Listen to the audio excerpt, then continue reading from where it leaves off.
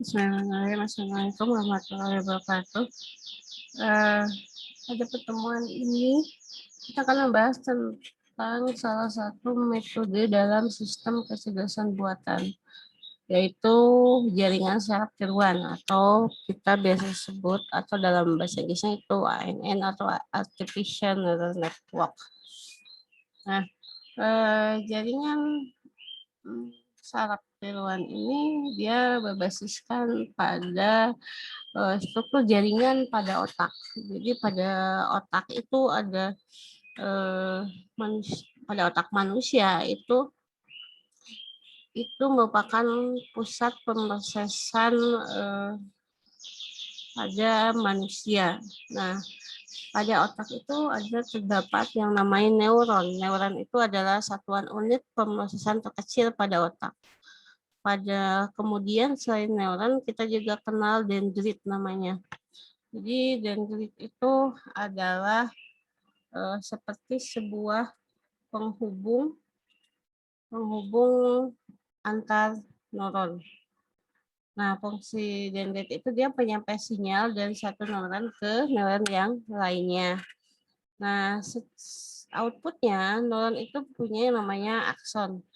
Sedangkan yang penerima sinyalnya itu disebut sinapsis. Sebuah neuron itu bisa memiliki 1.000 sampai 10.000 sinapsis. Sehingga bisa dibayangkan sangat banyak sekali neuron yang terdapat pada otak. Ini kita bisa gambarkan di sini. Di sini adalah inti neuronnya. Ini sebuah sel body. Nah, ini dendritnya di sini dia adalah penghubung antar neuron.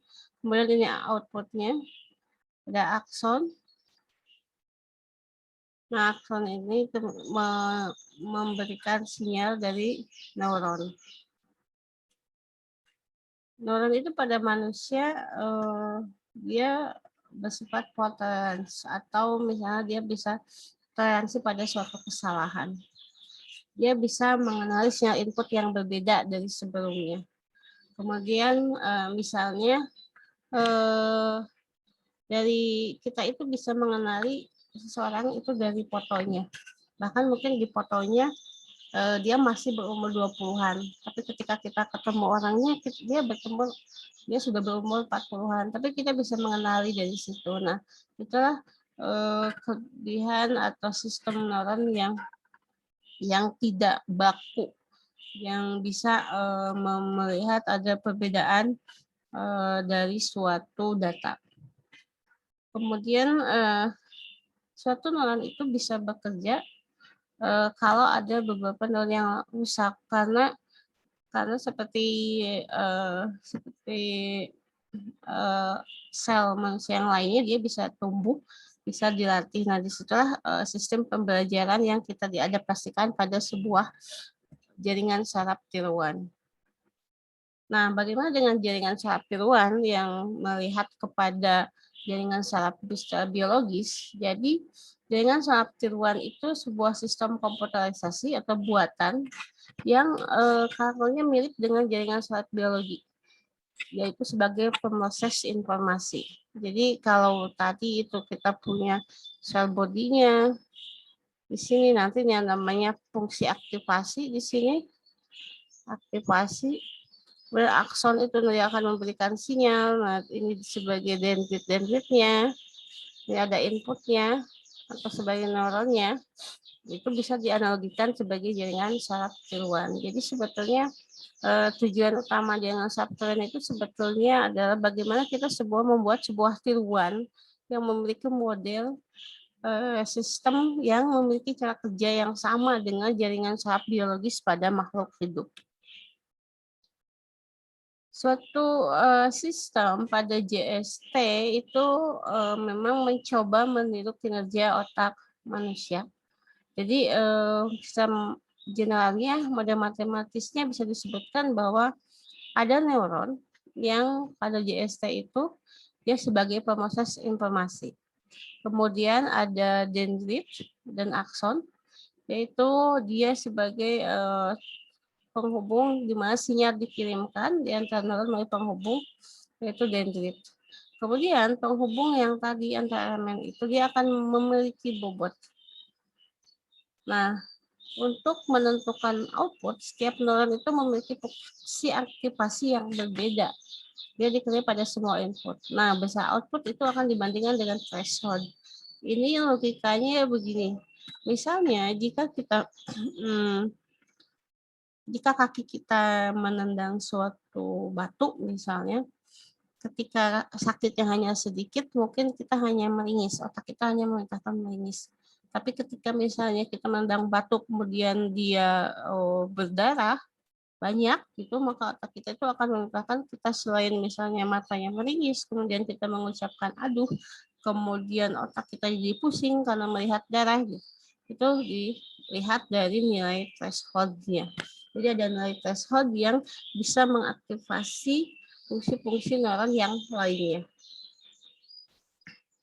Nah, seperti yang sudah saya bahas dulu, kita kan pernah membahas tentang pengertian klasifikasi, asosiasi, optimasi, begitu. Nah, si JST ini juga mampu melakukan klasifikasi. Melakukan klasifikasi itu memilih suatu input data ke dalam kategori tertentu yang sudah ditetapkan. Misalnya, misalnya kalau kita membuat huruf A itu kan A-nya ada begini, ada begini, ada begini, ada yang besar, begitu. Nah, kemudian kalau ini B itu ada yang besar, ada yang kecil, ada yang besar sebelah. Nah, ini klasifikasi itu dia bisa memilih, oh kalau ini berarti dia masuk huruf A. Kalau bentuknya seperti ini, maka dia berbentuk B. Kemudian ada juga asosiasi. Menggambarkan suatu objek secara keseluruhan hanya dengan bagian dari objek lain. Misalnya kita input datanya bahwa ada suatu hewan, kalau dia hidungnya panjang, telinganya besar, badannya besar, berarti itu gajah. Jadi kita tidak memperlihatkan ini loh gajah ke sistemnya, tapi memperlihatkan bagian-bagiannya. Nah, itu artinya dia melakukan asosiasi. Kemudian shape organizing, yaitu kemampuan mengolah data input tanpa harus punya target. Kita pokoknya pengelompokan aja. Kita nggak sebut ini A, kita nggak sebut ini B. Tapi ketika misalnya ada yang mirip, misalnya ini, maka dia otomatis dia akan mengorganisir. Oh ini, berarti dia masuk ke sini. Dia tidak masuk ke kelompok yang ini. Itu self organizing. Kemudian proses optimasi, yaitu menemukan suatu jawaban terbaik sehingga mampu meminimalisasi fungsi biaya. Tentu fungsi biaya itu juga dari segi waktu, memori, dan sebagainya. Nah, pada JST yang harus kita pahami itu pertama adalah tadi kita sudah bahas neuron sebagai unit pemroses informasi. Kemudian ada bobot atau weight, ada juga yang menulis penimbang. Ini indikator yang dimiliki penghubung neuron yang akan memperkuat atau memperlemah sinyal. Jadi masing-masing weight ini dia akan menentukan mana sih input yang memiliki nilai weight yang lebih besar, berarti dia memiliki pengaruh yang lebih besar. Kemudian ada fungsi aktivasi. Di sini fungsi matematika yang menentukan output neuron. Seperti yang tadi saya contohkan, kalau kasus kita jatuh misalnya, kalau misalkan dia berdarah, maka outputnya tidak hanya ke ekspresi, tapi juga ke mulut, ke otak, kemudian ke tangan, gitu ya. Nah, itu adalah fungsi aktivasinya. Kemudian ada tadi yang batas ambang atau threshold-nya sebagai pembanding dalam menentukan besarnya output. Kalau weight itu di bagian input, maka threshold itu akan menentukan bagaimana outputnya. Kemudian ada juga arsitektur jaringan. Nah, ini membahas pola hubungan antar neuronnya. Kemudian juga ada metode untuk menentukan bobot penghubung. Nah, ini menentukan metode manakah yang paling memiliki weight yang paling besar, manakah yang bisa memperkuat, manakah yang bisa mempermasinya. Ini ditentukan dengan algoritma. Nah, ini adalah bagaimana proses dalam sebuah neuron. Di sini ada input X1, X1, X2 sampai Xm itu ada input. Di sini ada weight-nya atau bobotnya yang akan menentukan bagaimana ini fungsi penjumlahannya. Kemudian nanti dia akan menghasilkan sebuah fungsi aktivasi dan akhirnya menjadi sebuah output. Jadi nilai-nilai input ini kemudian dikalikan dengan nilai weight-nya, yang masing-masing nilai weight-nya yang memiliki bisa jadi sama, bisa jadi berbeda. Kemudian setelah itu dia akan melakukan proses penjumlahan yang akan menghasilkan output yang akan dikirimkan dalam sebuah bentuk ke bisa jadi itu merupakan sebuah input ke neuron yang lain. Jadi prosesnya yang tadi sejumlah sinyal dikalikan dengan masing-masing weight-nya, kemudian melakukan penjumlahan yang di summing function tadi untuk mendapatkan tingkatan derajat sinyal keluarannya. Nah, sehingga fungsinya seperti bisa digambarkan secara umum seperti ini. Jadi kalau ada M buah sinyal, ini M ya, M buah sinyal, jadi ini adalah fungsi penjumlahan, jadi weight dikali input, dijumlahkan sampai mendapatkan semua sinyal yang masuk. Model dan prinsip dasar jaringan saraf tiruan itu kita bagi dalam 3. Ada yang single, ada yang multi-layer, ada yang kompetitif model. Nah, ini pada multi-layer ini kita akan bertemu dengan yang namanya hidden layer. Kita akan bahas ke slide berikutnya. Ini yang single layer. Jadi ada input layer, ini ada input yang berasal dari sebuah node diproyeksikan langsung ke output. Jadi cuma ada input di sini, nilai inputnya, lapisan input diproyeksikan, dia memiliki weight yang berbeda-beda. Kemudian jadi dia langsung menerima input dan mengolahnya menjadi input. Di sini tidak ada yang namanya hidden layer. Nah, berbeda dengan multi-layer network. Di sini ada yang namanya hidden layer. Hidden layer di sini dia inputnya memiliki 1 atau lebih, outputnya juga bisa jadi 1 atau lebih. Nah, ini ada hidden layer, sehingga ini menyebabkan fungsi pembelajarannya lebih rumit. Hidden layer ini bisa jadi ada 1, bisa jadi 2, bisa juga banyak, bisa jadi lebih kecil dari input, bisa jadi lebih banyak juga dari input. Kemudian ada kompetitif model. Nah, kalau ini tidak diperlihatkan seperti tadi suatu hubungan neuronnya tidak diperlihatkan secara langsung. Tapi dia pada jaringan ini, sekumpulan neuron ini bersaing untuk mendapatkan hak menjadi aktif. Jadi dia si kumpulan-kumpulan neuron ini dia akan bersaing mana yang menjadi aktif. Apakah kalau yang ini maka kalau ini aktif berarti dia akan menuju ke sini, kemudian ke situ, dan begitu seterusnya. Sehingga yang prinsipnya adalah yang menanglah yang mengambil semua bagiannya, maka disebut sebagai kompetitif. Nah, metode pembelajaran pada DST itu ada 3. Ada supervised learning yang terawasi atau yang menggunakan guru, kemudian yang unsupervised yang tanpa guru, kemudian ada yang hybrid. Kita bahas pada slide selanjutnya. Pada supervised learning, bayangkanlah misalnya kita punya buah apel, buah jeruk, buah mangga. Pada supervised learning kita sudah tahu bahwa output yang akan dihasilkan itu adalah apel, jeruk, atau mangga. Jadi kita prinsipnya kita kasih gambar ke sistem, ini gambar apel, ini gambar jeruk, ini gambar mangga.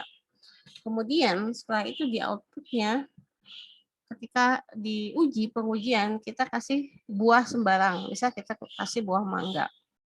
Nah, kita sudah menentukan bahwa nih kalau dikasih mangga berarti kita masuk kelompok ke sini. Tadi akan masuk kelompok ke sini. Jadi di step di awal sudah dikasih tahu bahwa ini buah mangga. Ini yang ciri-cirinya, yang ini jeruk gitu. Kita tidak memperlihatkan ciri-cirinya, misalnya apel itu warnanya ini, jeruk warnanya ini, itu tidak. Tapi kita sudah masukkan dalam kumpulan data bahwa kelompok ini namanya apel, kelompok yang B namanya jeruk, kelompok yang C namanya mangga. Nah, ini sehingga disebutlah dia supervised learning atau pembelajaran dengan menggunakan guru karena sudah step di awal. Ini adalah contoh-contoh pada supervised learning. Pada unsupervised learning, kita tidak mengelompokkan tadi, kalau tadi kan oh ini mangga, ini jeruk, ini apel gitu. Tapi misalnya ini kelompok ini dimasukkan saja. Kelompok A itu jeruk, kita nggak sebut dia jeruk. Tapi misalkan kita masukkan 10 gambar jeruk. Yang kelompok B kita masukkan 10 gambar apel. Sehingga nanti ketika kita dalam tahap pengujian, ketika kita masukkan sebuah gambar atau sebuah data,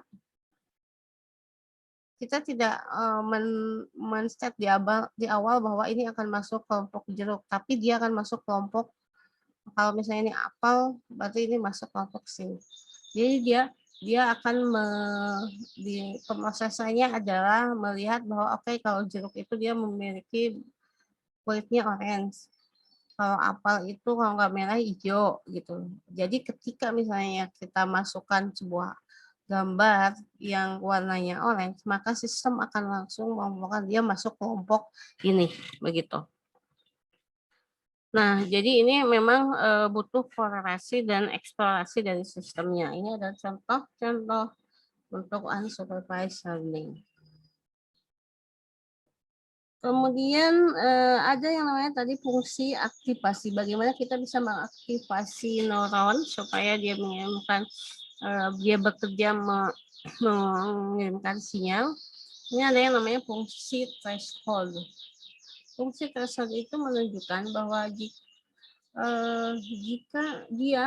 jika X lebih besar sama dengan A, maka dia akan bernilai 1.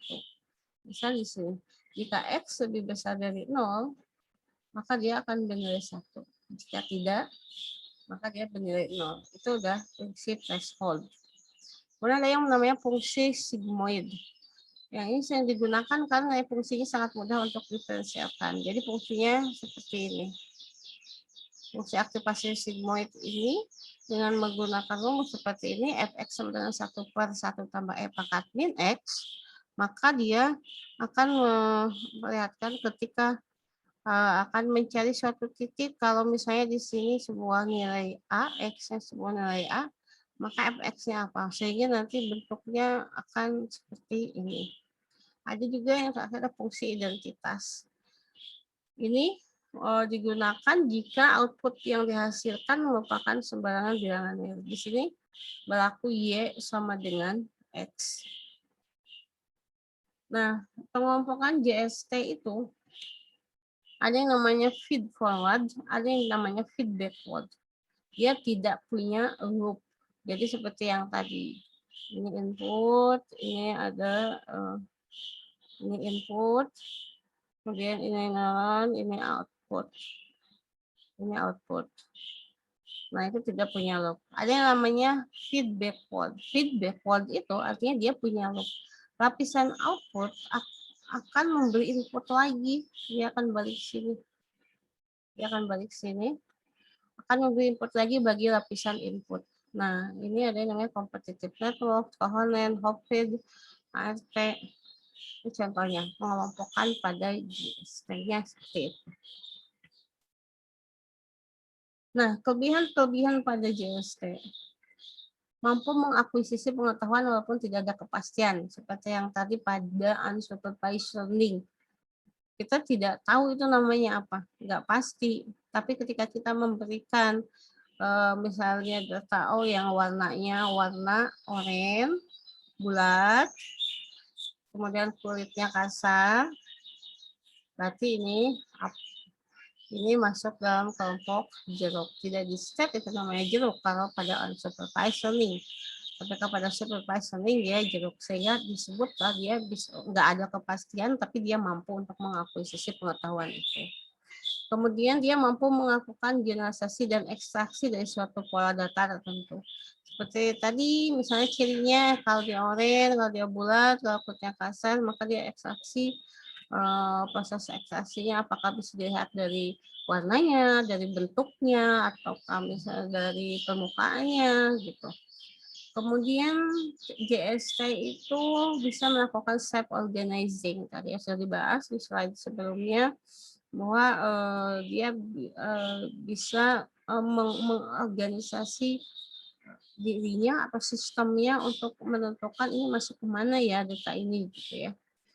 Memiliki fault tolerance. Jadi seperti tadi, seperti otak kita kalau misalnya kalau kita melihat sebuah foto pada umur 20 tahun, kemudian kita ketemu orangnya pada 40 tahun, artinya ini dianggap sebagai fault tolerance. Oh, itu ada, kalau yang 40 tahun ada kerutannya, kalau ini nggak ada, itu kita bisa di-ignore, jadi anggap sebagai noise saja, sehingga bisa dikenali bahwa yang dipoto sama yang kita ketemu itu sama gitu.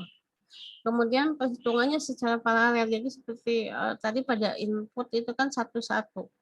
W dikalikan input di jumlah. Jadi ini satu-satu perkaliannya. Ini W, ini X, ini W, ini hitungannya satu-satu. Sehingga prosesnya lebih singkat. Tidak secara serial kan. Kita hitung dulu ini, kemudian setelah itu baru hitung dulu yang keduanya, kemudian hitung yang ketiga gitu. Lalu secara seri. Kalau ini butuhkan waktu lama karena untuk menghitung yang kedua kita butuh dulu yang ke satu. Tapi kalau pada JST itu kan paralel. Jadi dia ini dulu, ini hitung, ini hitung. Baru setelah selesai kita jumlahkan semuanya di sini. Begitu. Nah, kelemahannya memang karena tadi ada banyak layernya, jadi kalau operasi numerik dengan presisi tinggi memang dia akan kurang mampu karena memang butuh layer yang sangat banyak gitu. Nah, ketika semakin lama kalau yang semakin banyak, artinya datanya juga semakin banyak, maka butuh waktu yang sangat lama. Makanya nanti ANN ini sebetulnya adalah algoritma yang basic. Jadi selanjutnya biasanya kalau dalam penelitian selanjutnya ini dibutuhkan optimasi. Optimasinya kita cari algoritma lain yang bagaimana bisa diambil waktu yang singkat dengan jumlah data yang besar. Itu ditentukan dari nilai bagaimana kita mencari nilai WG yang optimum sehingga sehingga penjumlahan dan operasinya tidak butuh waktu lama. Pada JST kita bisa menggunakan untuk aplikasi pengenalan pola yang tadi ada huruf, tanda tangan, suara, gambar yang sudah sedikit berubah. Karena namanya tanda tangan kan nggak selalu sama hari ini dengan hari besok, tapi polanya sama gitu. Tapi seperti tadi bahwa aplikasi jasa itu mampu menganggap perbedaan yang sedikit itu sebagai sebuah nos saja. Kemudian untuk identifikasi pola saham, kita ingin mengetahui apakah saham di perusahaan X itu misalnya setahun depan itu akan naik atau akan turun. Itu kita bisa pakai aplikasi JST. Sama untuk pendeteksian uang palsu atau adanya sel kanker pada tubuh, pada foto ronsen misalnya. Di foto ronsen apakah kita bisa mengetahui di situ ada sel kanker atau tidak. Kemudian ada signal processing. Ini menekan noise pada saluran telepon.